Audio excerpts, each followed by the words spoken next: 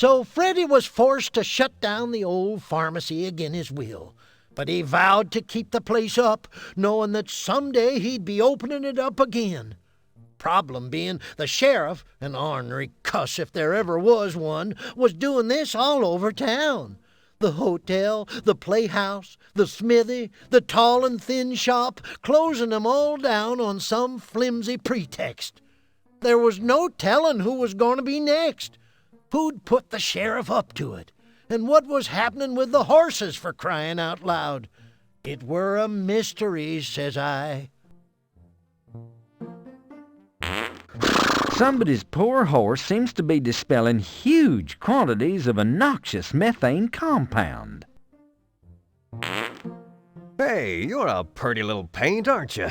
Yes, you are. What a little cutie. I like you, horsey. I sure do. Can I take you home with me? Can I, huh? Can I take you home? You'd like that, wouldn't you? Yes, you would. Yes, you would. You need to get out more often, Freddy.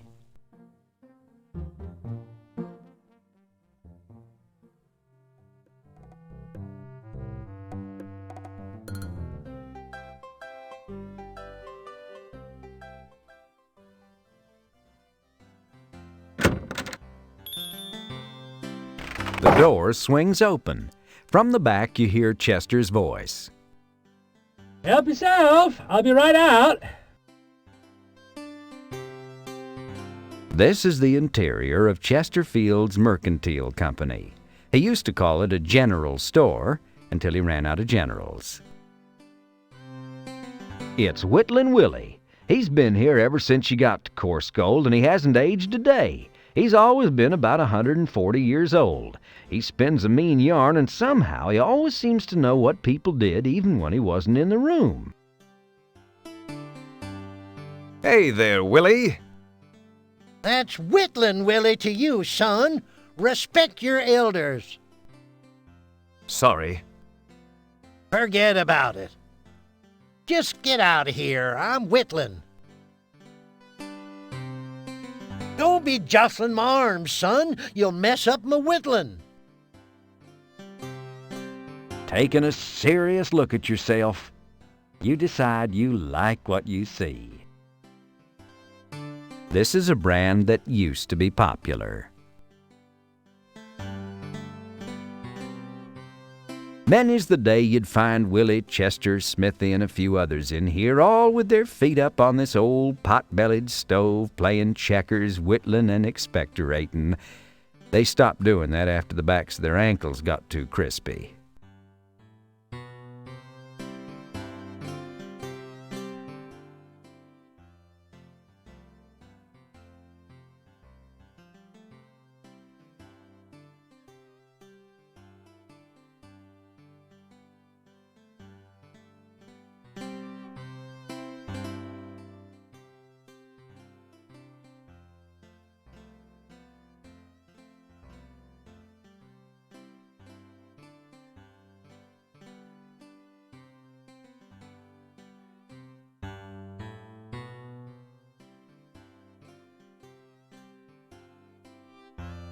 The heavily stocked back counter runs along the eastern wall of the general store. A paper bag lies there.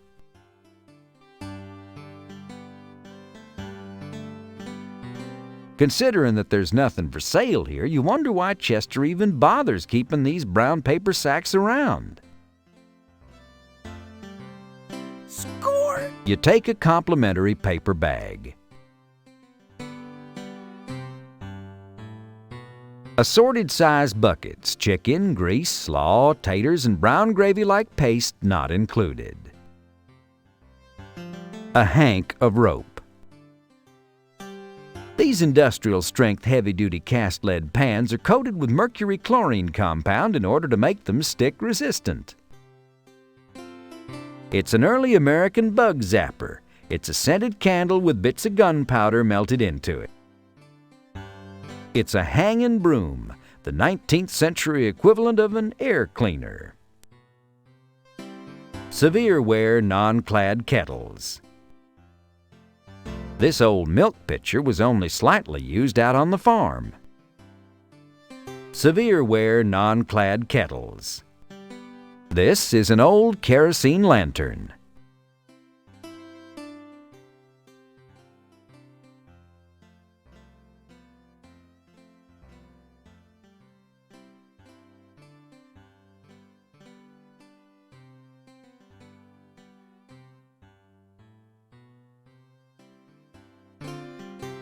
It's a nice picture of a pussycat laying on its back. This coffee grinder from the 1883 Shears catalog makes 2 big cranks they've got in this store. This coffee grinder is Chester's private property. He won it in his divorce settlement. Divorced? On what grounds?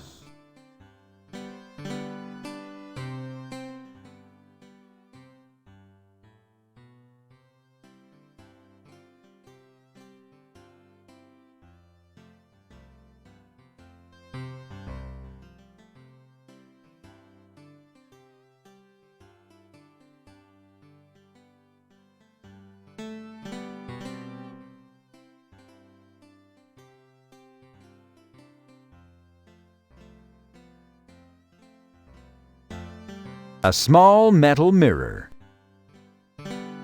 It's a horseshoe from Chester's old swayback horse that got spooked by a wagon, ran into the street and broke its leg under the wagon wheel.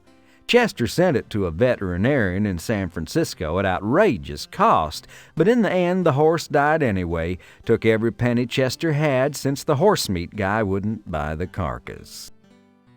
Guess he keeps the horseshoe up there for good luck.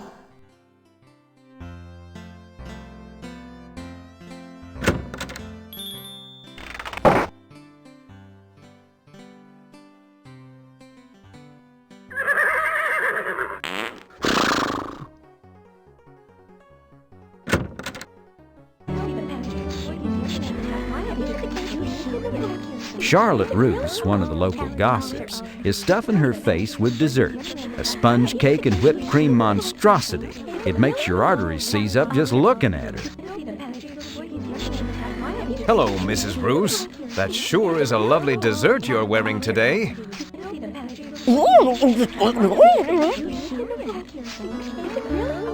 Homey red and white striped spotless tablecloths cover Mom's tables. It's Penelope. Just look at the way she sits at that table and eats and talks. Isn't she simply dreamy? My sweetheart! Penelope, be careful. For some reason, the horses in town are expelling huge quantities of gas. It's not safe outside. My hero.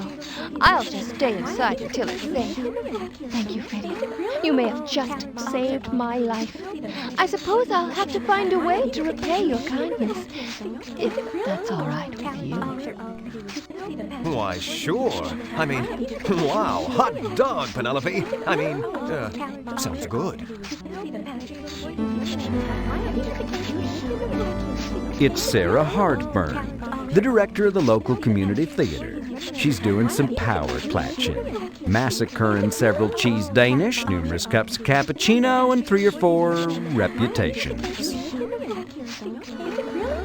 Howdy, Sarah. Any big productions planned this season? She ignores you. Apparently she doesn't like to be interrupted in mid-slander. Mom, you'd better keep everyone inside till I can get this horse flatulence thing straightened out. Not that it's any of your business, but I'll be keeping my customers in here as long as I can. Of course, if they just keep ordering weak tea and you wanna biscuits, I'll toss their butts into the street. Can't make any money selling tea and frickin' biscuits. Pop Sing, I just want to warn you not to go outside and not to let your customers go outside till we've cleared the air. We having big argument or something? No, not that I know of. Then why need to clear the air? Oh, never mind. Go outside all you like. Thank you for kind permission.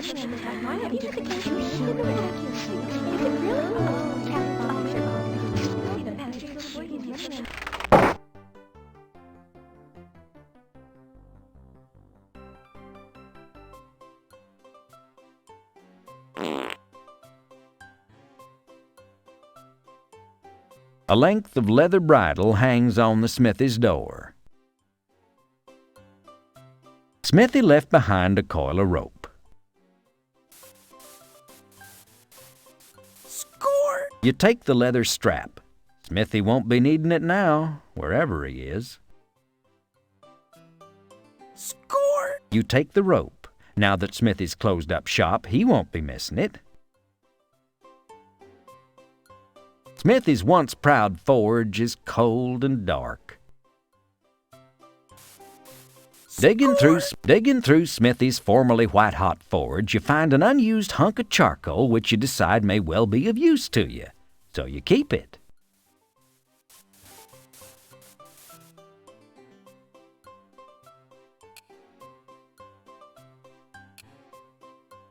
With all the precision of a serial killer, you deftly poke some holes in the tin can with the ice pick. Ha!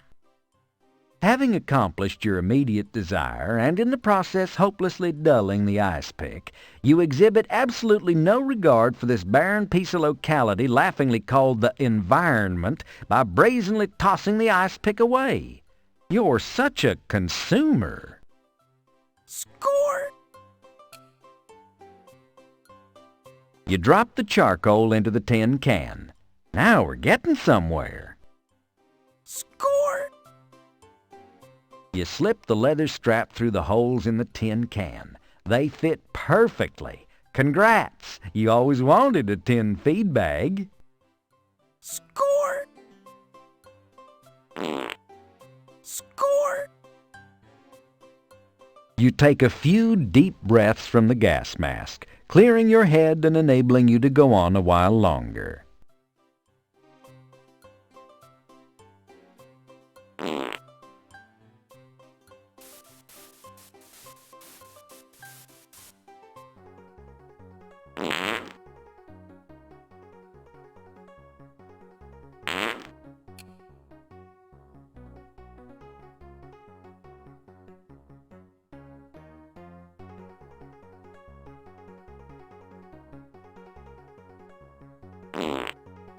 A really terrifically disgusting idea.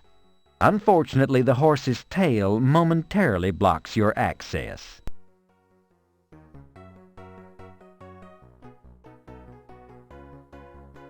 You're beginning to feel a little lightheaded.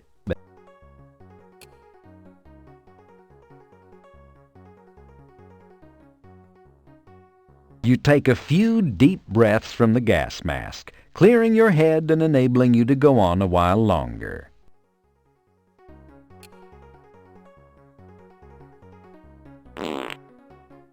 A really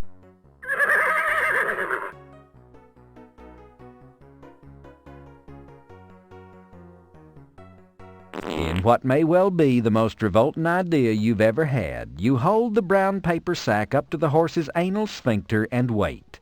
With a reverberating the horse responds, inflating your bag with a foul sample of gas. You quickly twist the bag shut to lock in freshness.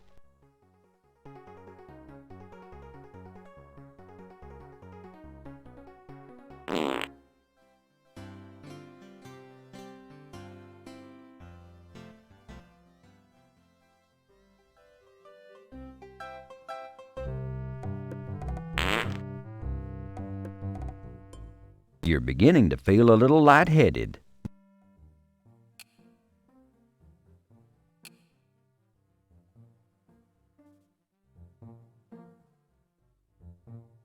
You take a few deep breaths from the gas mask, clearing your head and enabling you to go on a while longer.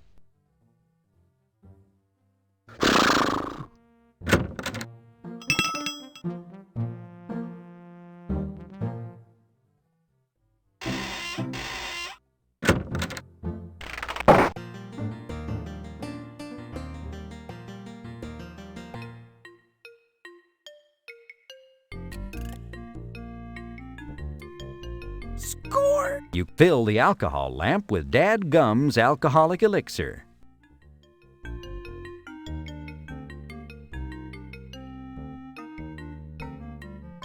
This is where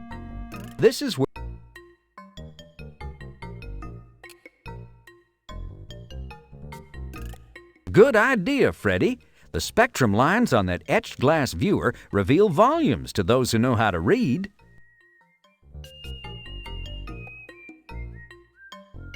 Score!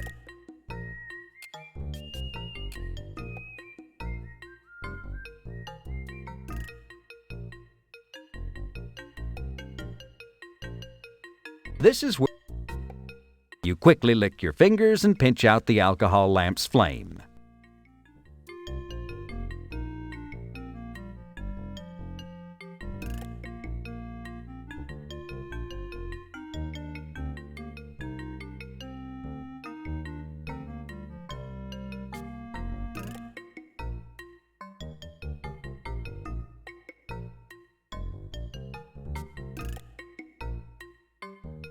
The graduated solids must either be weighed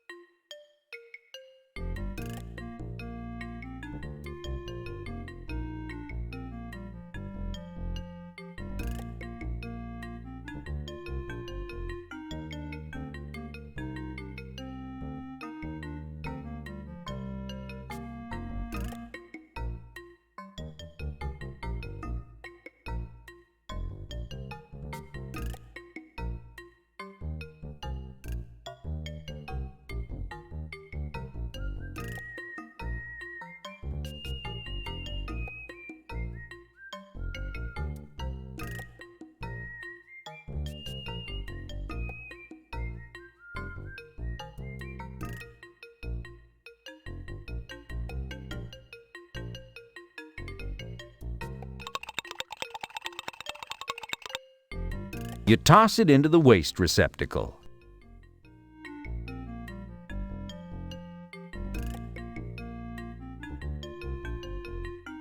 You carefully label the jar aminophilic citrate. Congratulations, you've just created your first batch of Pharkas's deflatulizer.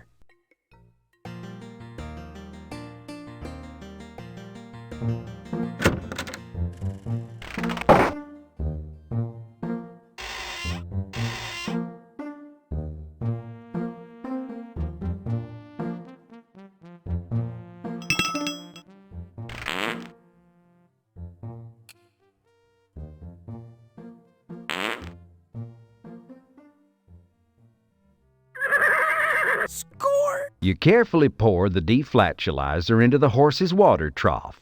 The horses greedily lap up the delish and nutrish medicated trough water. Seeing as how his home-brewed patootie sealant done the trick on these horses, Freddy ran round and dumped the stuff into all the horse troughs in town. It weren't long before the folks of Coarse Gold was all breathing a sigh of relief. Freddy tossed away his homemade gas mask. Kind of a shame, too, since he could have made a purty penny off the patent rights. Life returned to normal, for a short spell any hooch, until one lazy day when one of the local inbreds came a-running up with the latest calamity.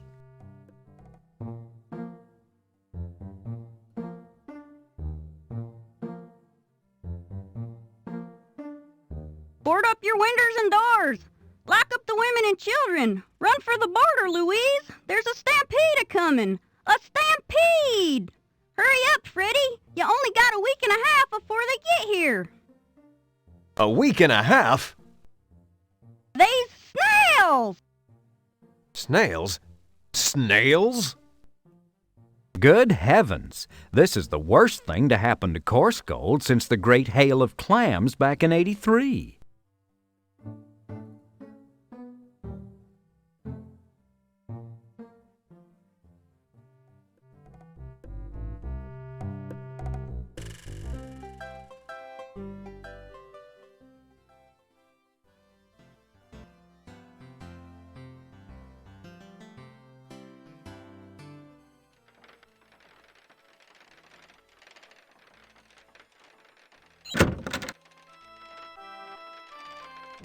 candles in the church foyer are glowing with a holy light.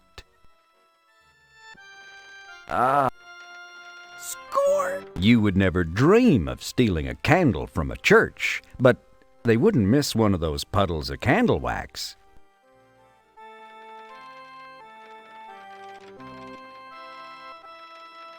There seems to be something in the lock. You wisely reconsider your idea of pushing on the stained glass to see if it's still in good shape. Score! You take the key to the church.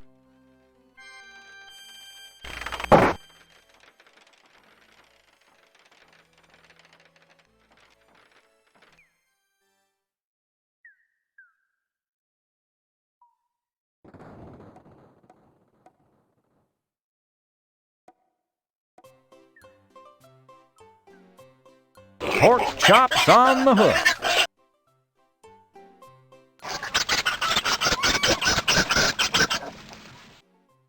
That pig is one smooth conversationalist. If only you spoke pig Latin.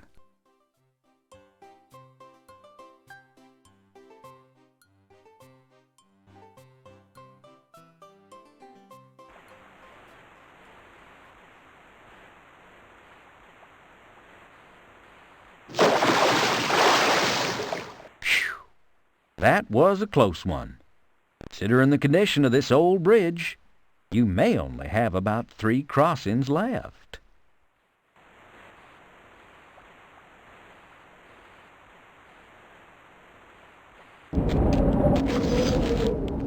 These snails are the leading edge of a stampede of imported French escargot recently escaped from a haughty San Francisco restaurant being chased by a posse of snooty San Francisco chefs. They appear to stretch to the horizon, and they're heading straight for town. If you don't do something soon to prevent them, they'll slime the entire city.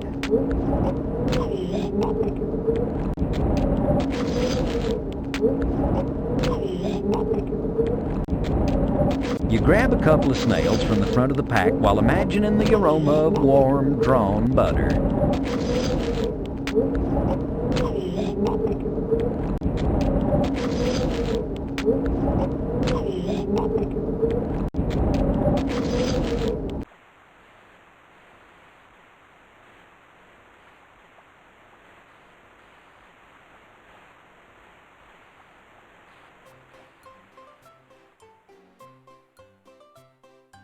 The child appears perfectly happy with her lot in life. Of course, what child wouldn't be happy to be dirty?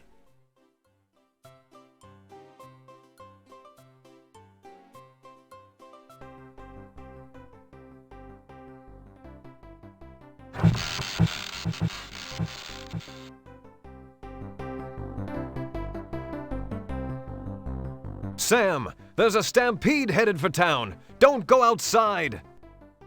We're open 24 hours a day, Fred. I never go outside. Besides, the sun dries out my beautiful skin. I'm just saying, for your own safety. Oh, right. Tell you what, I'll stay in here and serve drinks and collect money. You run around outside like a chicken with your head cut off and save the town. Okay? Okay.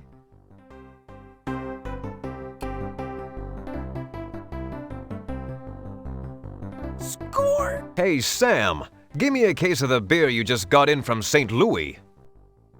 1 case of lowbrow for the pharmacist, coming right up. Sam hands you a case of lowbrow, the beer that gave St. Louis blues. Now, you know that this beer doesn't come corked, right? They're using some newfangled pinched metal tops. No problem, Sam. I'll take care of it. All right, fine. That'll be $4.87. Here you go. Nice bankroll. Come back anytime.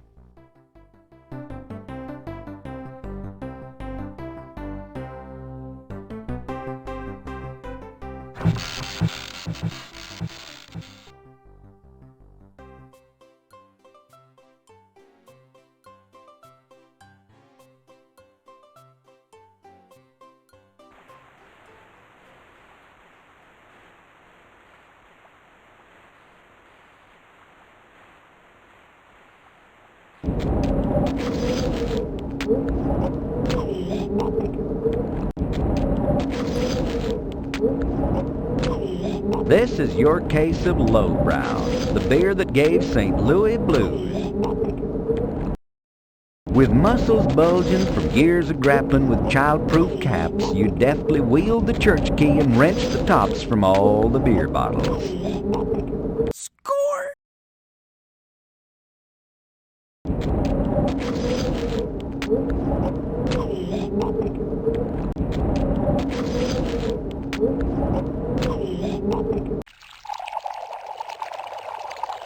Hey, boys, it's Miller time!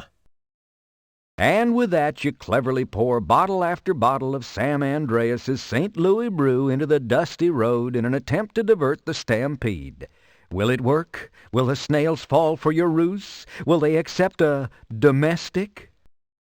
Slurping their little hearts out, if snails may be said to slurp, or to have hearts for that matter, the little guys follow your lead straight over to the cliff beside Blackwater Creek. Isn't that cute? They're so gullible. Don't they look just like little lemmings marching over that cliff?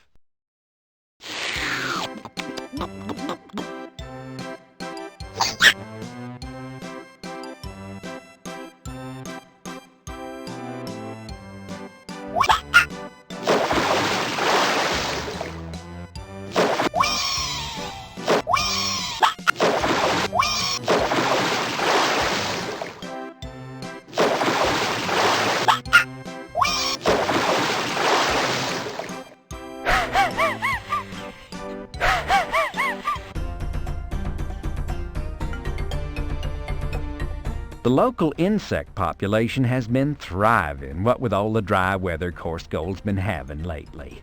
This is one of the smaller ant hills around the town. Look out, Freddy! Injuns! No, wait. This one's an Indian, a real Indian, from India. He sits atop an ant hill surrounded by swarms of ants looking trapped. You feel sorry for him. If there were only some way you could help him. Hello, stranger. I haven't seen you around these parts before. I know it's none of my business, but why are you sitting on top of an active anthill in the heat of this semi-desert sun? Oh, my formal fellow, I am but a weary traveler from a land far, far away, journeying here peacefully merely to experience the curative powers of your local mineral waters. The other members of my stagecoach party, claiming a frustration with my excessive verbosity and sesquipedalian inclinations, forcefully placed me in my current sitting position on this lovely feature of your landscape, knowing full well that because of religious reasons I would be unable to climb down by myself. How cruel those Yosemite-bound tourists are. My name is Freddy Pharkas. I own the local pharmacy here in Coarse Gold. How do you do, Mr. Pharkas? My name is Srini Lalkaka Pagnish. Pardon me if I don't get up. I've been considering taking on a loyal Indian sidekick. I'm seeking a new assistant down at the pharmacy. Would you be considering a relocation to this area? You know, Coarse Gold offers extremely reasonable housing costs and an abundance of sunny weather, and is close to schools and churches. Well, no, not really, but yes. Perhaps I would be willing, but as you can readily see, I'm quite busy at this current moment.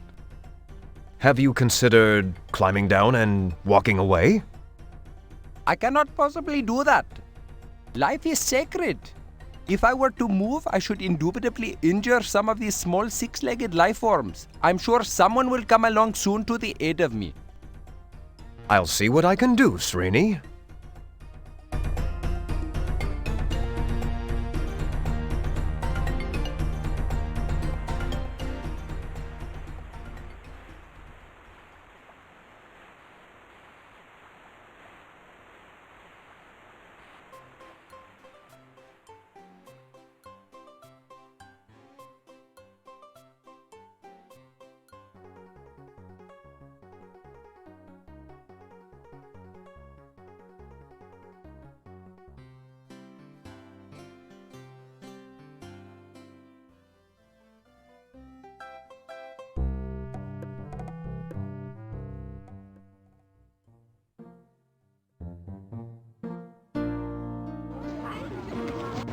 It's the old abandoned assay office, once owned by a subsidiary of the old abandoned mine company. Before the mine shut down, this is where you got your nuggets appraised. Now you have to go to Madam's for that. You can see the inside of the schoolhouse through the windows. It looks pretty much like the inside of a schoolhouse.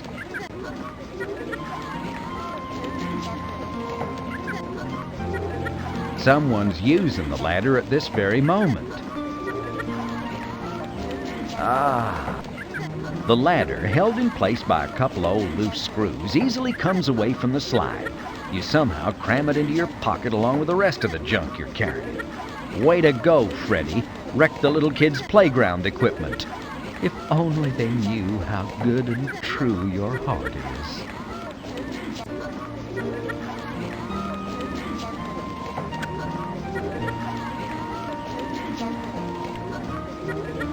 Penelope! Frederick, you were magnificent. The way you stopped that stampede and cured those flatulent horses. Gosh, Penelope, you know I'd move a mountain for you if I could. I think perhaps I've misjudged you, Frederick. Misjudged me? Indeed. I used to think you were a little, mild-mannered, but I like a man who knows how to use his wits and his muscles. I do believe we may be ready to take this relationship to its next step. Yee-haw! Yeah, that would be something I think is feasible. It's a sea shanty. See? Shanty.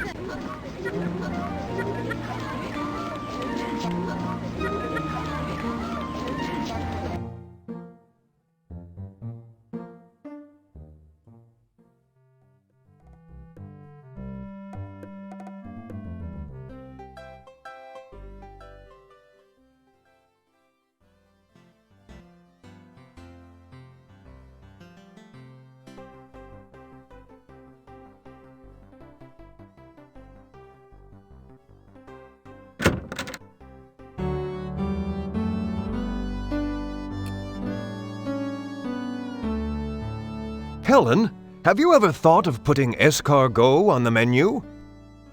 Huh. Don't know who around here will eat these since they don't give you gas, but I'll put them in a bag of cornstarch and think about it. And I suppose thank you is in order, so thank you. Score!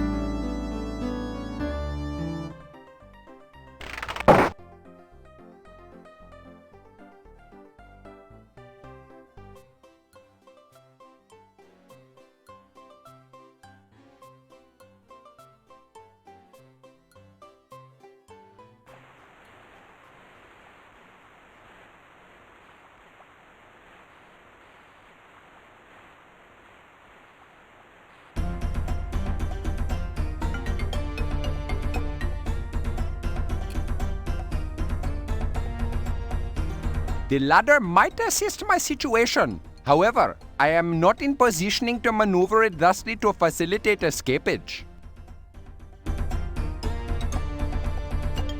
I've got it, Srini. I know how I can help you. Here you go, partner. Hoof your way across this. Score! Oh, my balance sense is stretching now.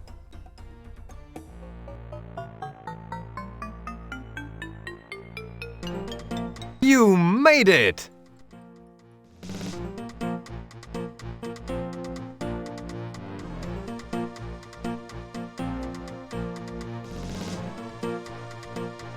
Oh, thank you, Mr. P. You saved me. Please don't call me that. Thank you again, Mr. F.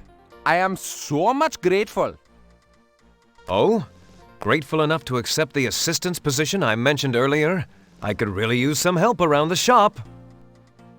I would be honored. Where do I begin? So Freddy headed on back to the pharmacy, followed by the eternally grateful Srini Lakaka Bagnish. Seems like Freddy not only found himself a new assistant at the pharmacy, but also a good friend as well. So as my assistant, I want you to help me around the store, clean up, the usual chores. Oh, I would be highly gratuitous of your bending over to display me such a position. Would you be offering as well a form of payment? I'll pay you 10 cents a day and all the Rustler's Stove chocolates you can eat. That is an agreement. Excellent. What was your name again? Srini Lakaka Bagnish. But you may call me Srini, and I will be calling you Freddy. Okay? Okay, now let's get cracking, Srini. I'd like you to go out there and create some nice displays for the skin lotions. We may be closed temporarily, but we'll be opening sooner or later, and we've got to be ready. What it is, Freddy. I will be getting on that now.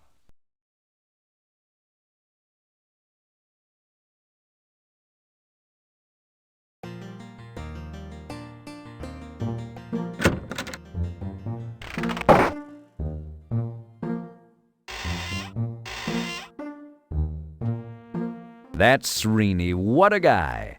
He's made a grand and yet peculiarly inviting display of Old Gampy's Fisherman Throat Gullet Descaler lozenges. He must have heard about that promotional contest being run by the American Society of Salves, Holistic Ointments, Liniments, and Emollients salesmen. Think about it.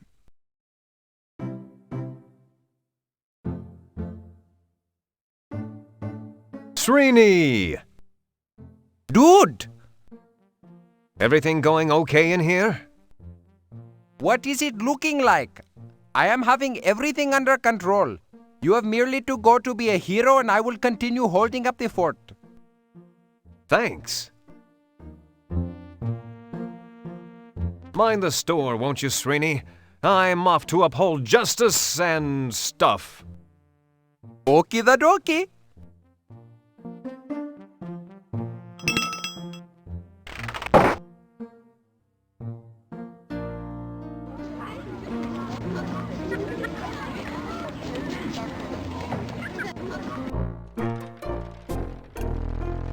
This is the eastern portion of Bluff Street, so named for scenic Collier Bluff.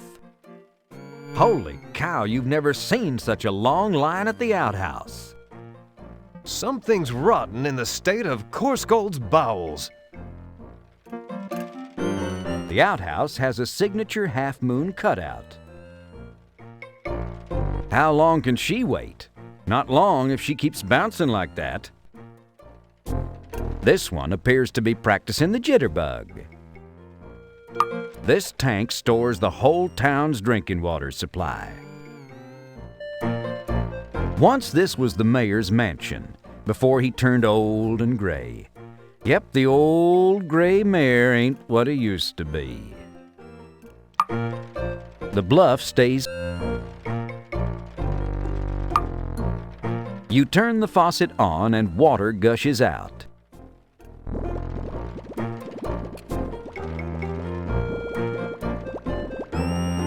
That just doesn't. Score! You carefully fill one of your empty beer bottles with water from the tower. You turn the faucet off.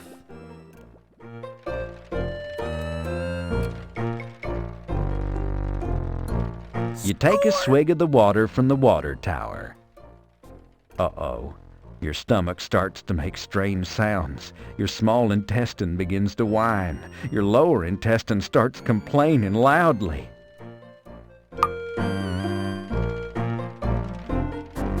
Hey, buddy, no cutting. It's people like you that give people like you a bad name. Well, howdy, Mr. Pharkas. I was just leaving, I swear. Give me one more minute. Perfectly okay, Billy. No need to get up. Just scoot over a little.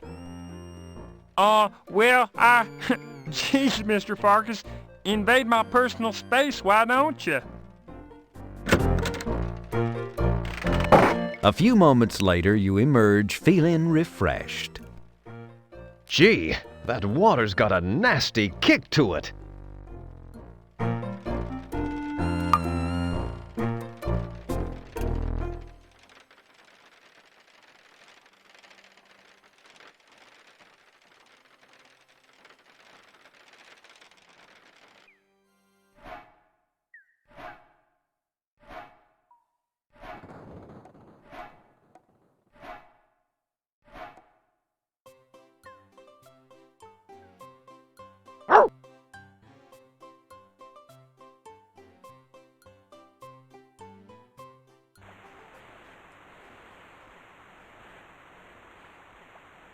Ah, a child is playing by the side of the bridge. How delightful. Morning, son. Why, I can remember playing right by this very bridge when I was your age. What a liar you are. You were born in old St. Louis. Oh, yeah? Yeah, I listened to the prologue like everybody else. In fact, I can't get the darn thing out of my head. I've been hearing it in my sleep. Thanks loads. The rusty tracks of the Fish Camp and Pacific Railroad used to continue across the trestle here and wend their way to exciting, far-off places like Fresno.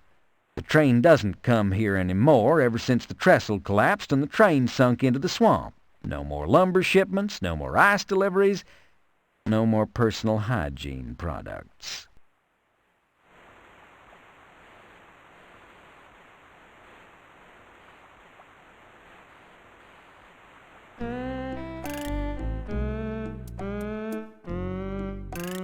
Cedric the owl looks lost and out of place in the hot desert sun. If you listen close, you can almost hear him say, "Freddy, if you're going to go in there, I'm going to wait out here." He always has some flimsy excuse. Hey, you! You can almost hear Cedric squawk, "I'm waiting here. It's too dangerous out there." Apparently some adventurer is out in the desert and the owl's waiting to annoy him when he gets back. Gee willikers, you can't quite reach that owl from here. Too bad. You'd like to wring his neck. While you might want to do something to those buzzards, they're simply living out their portion of the West's ecology.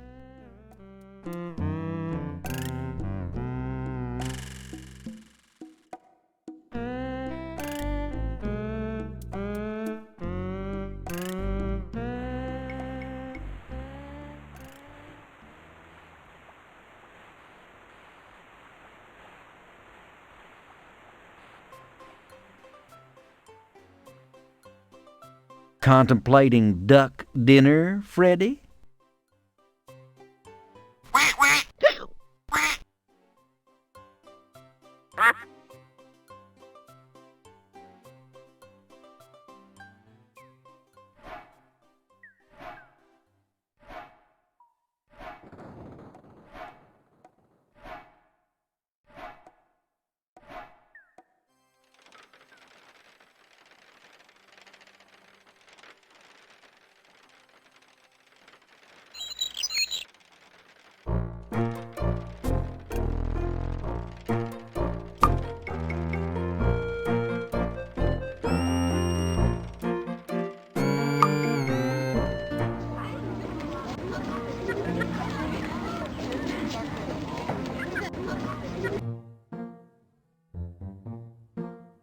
A gigantic pile of 50-pound sacks of baking soda fills the sidewalk in front of your store, nearly blocking the entrance.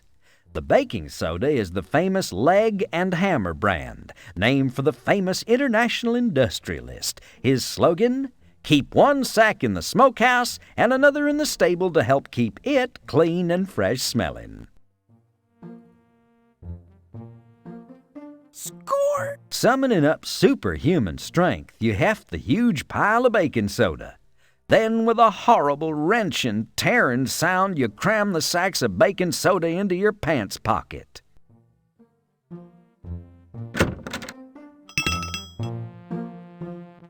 Yep. It is good to look upon your eternally smiling countenance of face again. Yeah, I've missed you too.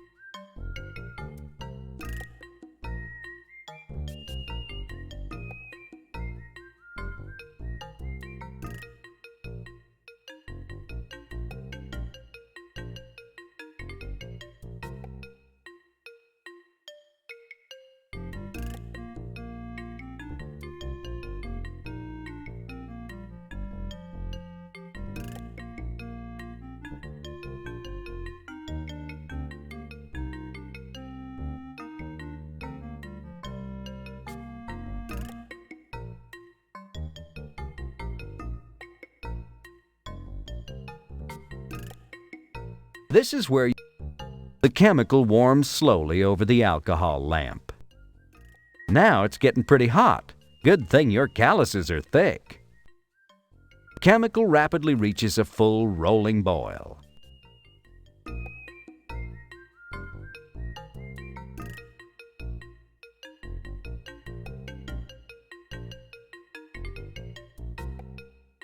You carefully label the bottle bisalicylate antitoxidine.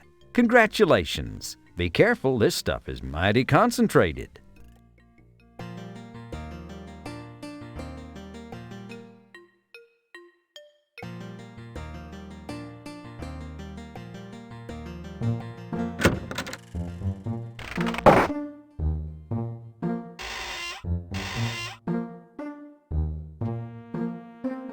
Mind the store, won't you, Srini? I'm off to uphold justice and stuff. Okie the dokie.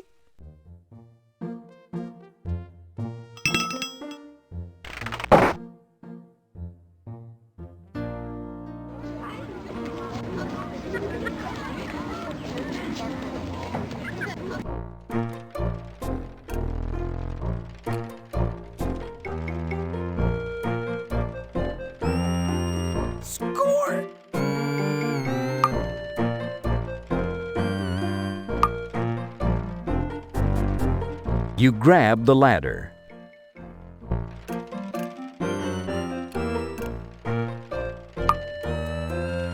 Score!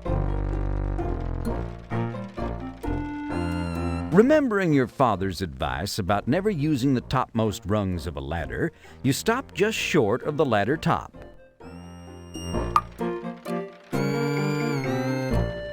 With a few quick movements, you make an authentic Western lasso out of the rope. It's like falling off a log. Once you learn how, you never forget.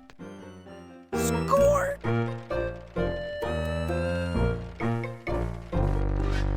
You snare the tower top. The crowd eats it up. Who's the schmuck with the rope?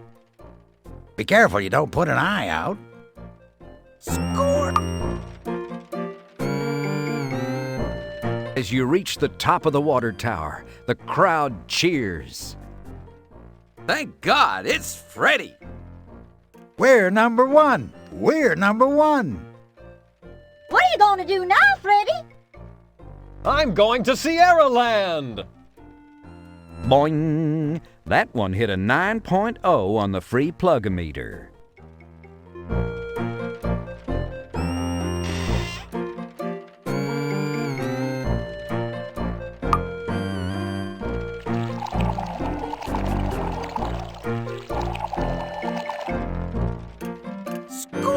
You carefully pour the purification solution into the town's water supply.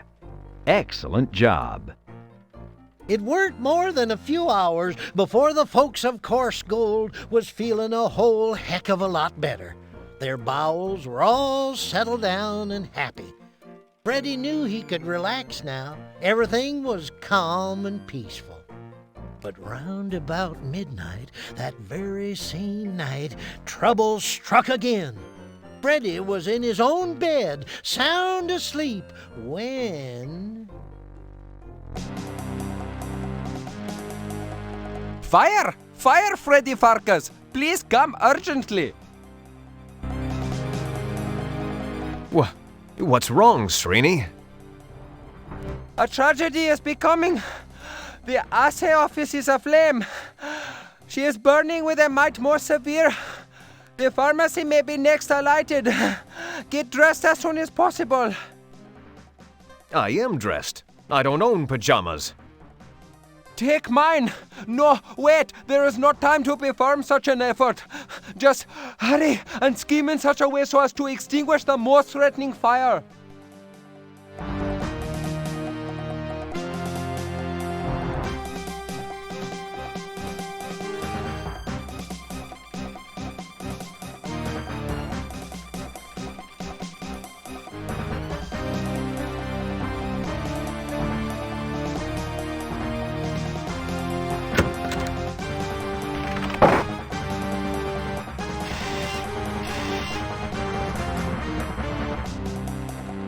Mind the store, won't you, Srini? I'm off to uphold justice and stuff. Okie the dokie.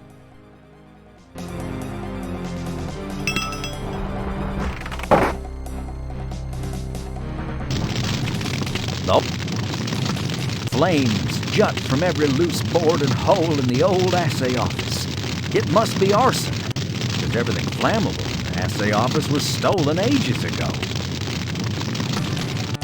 You can't.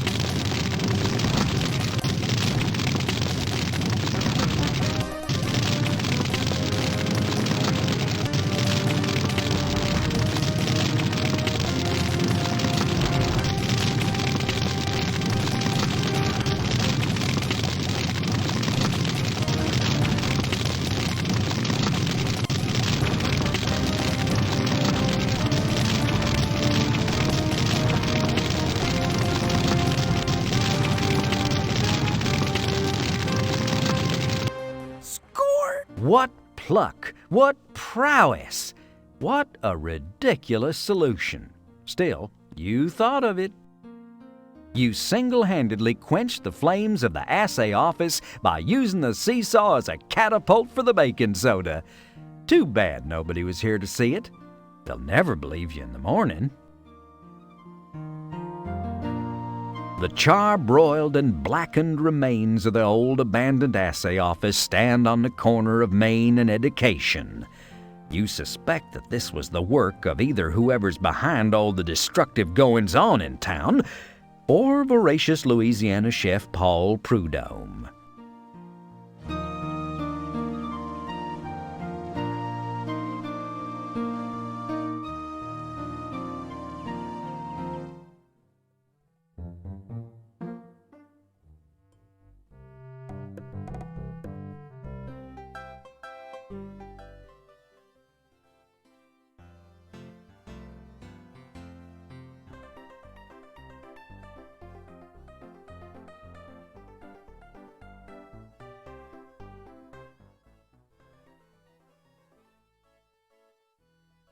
The boss is more than a little upset.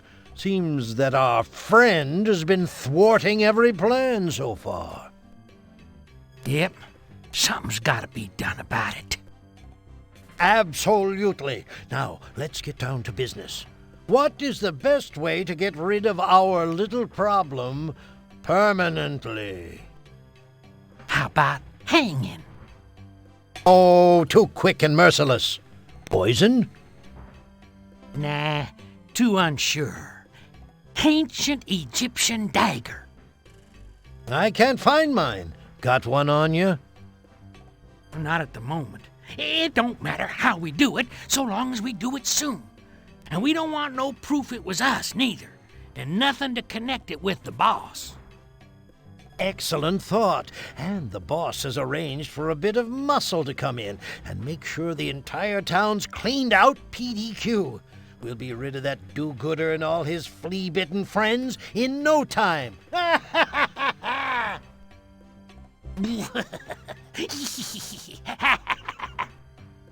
Laughing cruelly, they sit back to reflect on their villainy.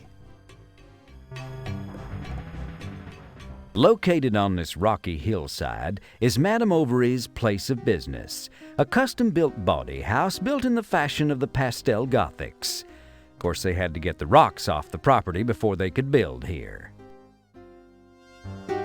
Madame had this gazebo built as part of her real old-fashioned romance special, which cost an additional $1.25. It was never used. Coarse gold is filled with unromantic cheapskates.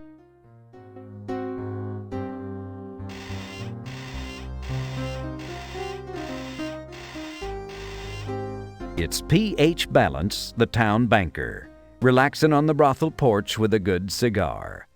The thought of him conversing with one of Madame's nubile young professionals is enough to make you swear off banking forever. Sheriff Chicken P. Shift is sitting on Madame's front porch smoking cigars with P.H. Balance, the village banker. A hint of coal oil drifts through the night air. From him, the thought of Shift and Balance messing around with Madame's working girls makes you thankful you don't participate in any disease-trading activities. Am I interrupting anything? Oh, why, of course not, Mr. Pharkas. We were just talking about... What he means is we were simply chatting after an invigorating, a workout.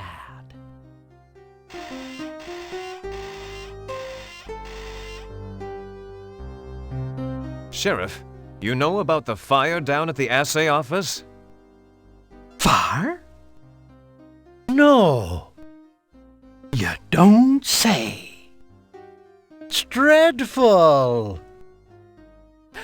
Why, if I'm not mistaken, a fire there could wipe out most of Main Street and take your pharmacy right up along with it.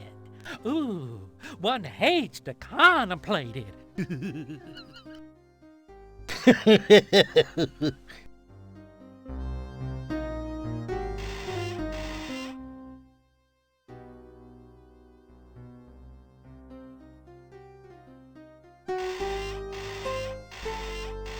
You can't see into the brothel from out here, but Madame does cater to peeping toms, and at a slight discount.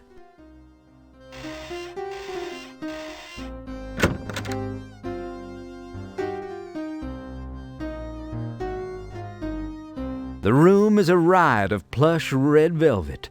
The girls are impatiently waiting for customers so that they can go upstairs and lie down a while. It's Olga, for those who don't want to spend another sheepless night.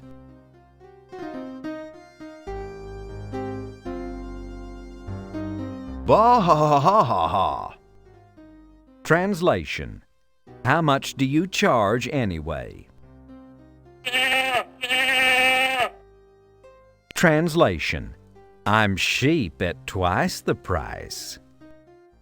Ba-ba-ba-ba-ba-ba. Translation: sounds like a deal. Translation: yes, I cost next to mutton.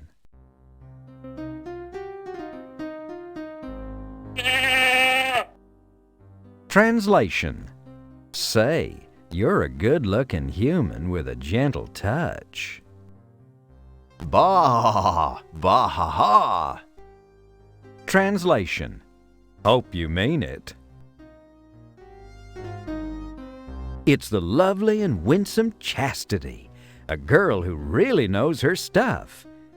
In fact, every man in town knows her stuff. Howdy, Chastity. Howdy to you, you big old sloppy hunk of manly macho woman-loving man. Laying it on a little thick tonight, aren't we? Yeah, business is slow, but I gotta keep in practice. That's Purity. She's 99 and 44/100% impure, but she still floats. Evening, Purity. Evening, Freddy, darling. Has Madam still got you under lock and key, or you gonna let us get a hold of you one of these days, big boy? I'm afraid I'm all hers, for the time being. Well, if you ever change your mind, honey, you know where to find us. And when, and how often, and for how much. A stack of naughty French postcards sits on the coffee table in order to titillate some of the less forward customers.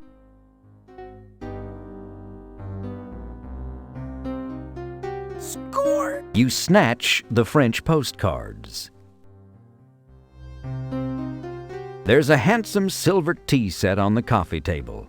It stands out, since it's just about the only thing in the room that isn't plush red velvet. You prefer sarsaparilla, thank you very much, in a cracked, dirty bottle. Madam set out some wine and glasses. A few drinks helps the customers loosen up. The girls are already loose enough. No, wait, the customers drink wine and get tight, and the girls aren't. Oh, never mind. No wine for you, Freddy Pharkas. You need to maintain a clear, unmuddled head in order to uphold crime and defeat justice. Or something like that.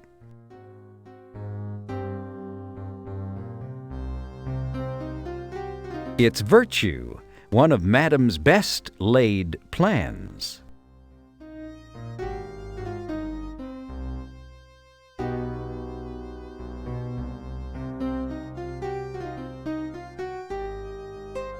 Hey, Mon Amour, it's about time you showed up. Ready to take my pharmacy bill out in trade? Sure. Then get over here before I have to come get you, little pumpkin.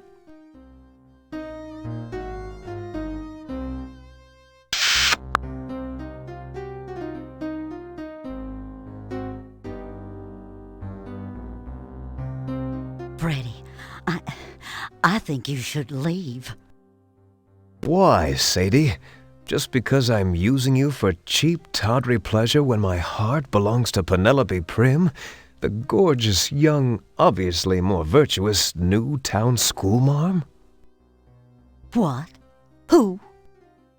Oh, nothing. Never mind. What were you saying? Oh, I was just saying I think you should leave. Leave town, that is. Oh, it's so tragic. Freddy, there's just no easy way to say this. The girls say the sheriff and the banker talk in their sleep. They hate you, Freddy. They want you dead. They're out to get you. Something about you foiling the plan and how they had to get you out of the way. You have to run, Freddy. You have to get out of town by sundown. Now, don't you worry, Sadie. I've been doing a pretty good job up till now, using just my wits and my pharmacological knowledge, haven't I? I'm not gonna just turn tail and run and leave you and Penelope and Coarse Gold behind me to fend for yourselves. You're not listening to me, Freddy Pharkas.